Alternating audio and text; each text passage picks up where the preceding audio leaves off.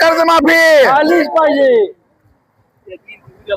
चालू पावसाळी अधिवेशनामध्ये बीड जिल्ह्यातील लोकप्रतिनिधींनी सरसकट कर्जमाफी असेल, त्याचबरोबर 2025चा पीक विमा असेल, त्याचबरोबर गेल्या वर्षी सप्टेंबरमध्ये जे अतिवृष्टीमुळे नुकसान झालं होतं त्यांना 17,500 रुपये प्रमाणे जे अनुदान देण्यात येत होतं तेही देण्यात आलं नाही.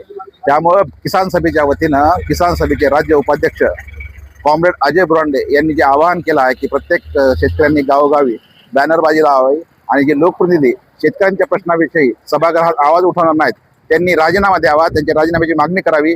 या आव्हानाला प्रतिसाद देत आज बीड तालुक्यातील लिंबागणशी या ठिकाणी मुख्य प्रवेशद्वारावर आणि चौकामध्ये बॅनरबाजी लावण्यात आली आहे आणि याच्यावर लोकप्रतिनिधी सरसकट कर्जमाफी, त्याचबरोबर 2025चा पीक विमा आणि थकीत अनुदान घोषित जे आहे ते देण्यात यावं यासाठी बॅनरबाजी करण्यात आलेली आहे.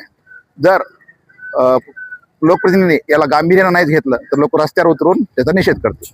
चालू पावसाळी अधिवेशनामध्ये बीड जिल्ह्यातील लोकप्रतिनिधींनी सरसकट कर्जमाफी असेल, त्याचबरोबर 2025चा पीक विमा असेल, त्याचबरोबर गेल्या वर्षी सप्टेंबरमध्ये जे अतिवृष्टीमुळे नुकसान झालं होतं त्यांना 17,500 रुपये प्रमाणे जे अनुदान देण्यात येत होतं तेही देण्यात आलं नाही.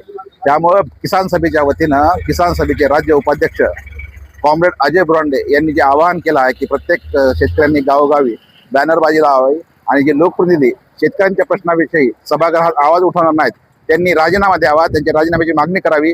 या आव्हानाला प्रतिसाद देत आज बीड तालुक्यातील लिंबागणशी या ठिकाणी मुख्य प्रवेशद्वारावर आणि चौकामध्ये बॅनरबाजी लावण्यात आली आहे आणि याच्यावर लोकप्रतिनिधी सरसकट कर्जमाफी, त्याचबरोबर 2025चा पीक विमा आणि थकीत अनुदान घोषित जे आहे ते देण्यात यावं यासाठी बॅनरबाजी करण्यात आलेली आहे. जर लोकप्रतिनिधी याला गांभीर्यानं नाही घेतलं तर लोक रस्त्यावर उतरून त्याचा निषेध करतील.